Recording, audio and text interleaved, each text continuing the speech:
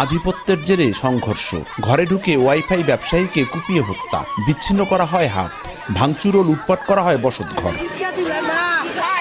দীর্ঘদিন ধরে আধিপত্য নিয়ে মাদারীপুর সদর উপজেলার নতুন মাদারীপুর গ্রামের মনিরুজ্জামান আক্তার হাওলাদার ও একই এলাকার হাসান মুন্সির সঙ্গে বিরোধ চলছিল। এরই জেরে মঙ্গলবার সকালে মনিরুজ্জামানের চাচাতো ভাই আলমগীর হাওলাদারের বসতঘরে ঢুকে হামলা চালায় প্রতিপক্ষ হাসান মুন্সির লোকজন। এ সময় আলমগীরকে এলোপাতাড়ি কুপিয়ে হাত বিচ্ছিন্ন করে হত্যা করা হয়। বাধা দেয়ায় নারীসহ 3 জনকে কুপিয়ে আহত করা হয়। এ সময় বসতঘর ভাঙচুর ও লুটপাট করে হামলাকারীরা। খবর পেয়ে ঘটনাস্থলে গিয়ে পরিস্থিতি নিয়ন্ত্রণে আনে সেনাবাহিনী ও পুলিশ। আমার বাইর করে দিয়া সব দরজা ভাঙ্গা স্যার মাল লুটপাট করে, পরে হাতে ধরছি, পায়ে ধরছি, ওরা আমার কোন কথা শুনে নাই, আমার কোটা বাড়ি দিচ্ছে। ধরতে যাইছিল না, হাত কাটা লয়ে গেছে আর লোক আয়না কিছু গানা স্যার একটা বছর ধরে মহিলা ধরতে না লাগায় ছান দিয়ে কোপ দিয়ে আমার ভাইয়ের হাত লয়ে গেছে, এরপরে হেনে কোপ দিছে, এরপরে রড কাটতে হারাইছে, আমার বাইরে বাঁচতে দেয় নাই।